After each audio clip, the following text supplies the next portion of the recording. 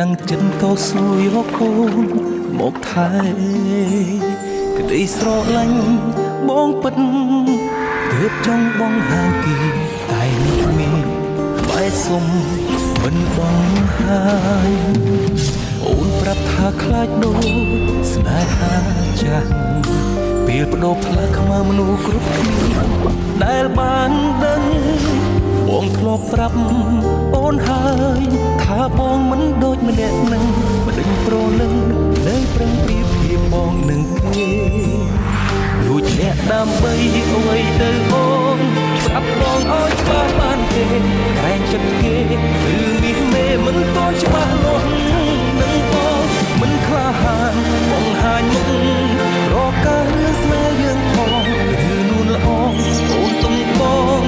កុំដលួចអ្នកដើម្បីអ្វីទៅអូនប្រាប់បងឲ្យច្បាស់បានទេខ្លាចខ្មាស់គេឬមាសមេរងចាំគេវិលមកវិញព្រមព្រៀងគ្នាជាសង្សារមិនបងហាញក្តីស្រឡាញ់ស្នេហ៍មិនពីលិញបងក៏មិនចង់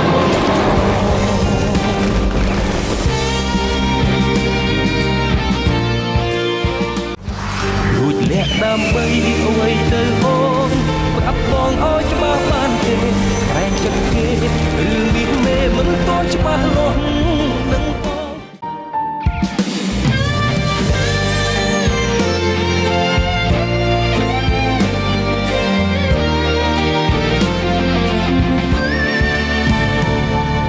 ស្រឡាញ់អូនហើយក៏អាណិតទើបតាំងចិត្តតស៊ូយកអូនមកថែក្តីស្រឡាញ់បងពិត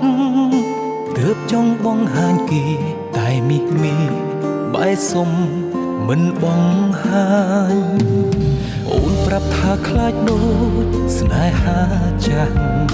ពេលបដូរផ្លាស់ខ្មៅមនុស្សគ្រប់គ្នាដែលបានដឹងបងធ្លាប់ប្រាប់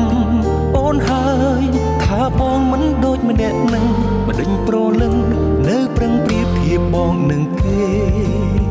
លួចលាក់ដើម្បីអ្វីទៅអូនប្រាប់បងឲ្យច្បាស់បានទេក្រែងចិត្តគេឬមាសមេមិនតច្បាស់លាស់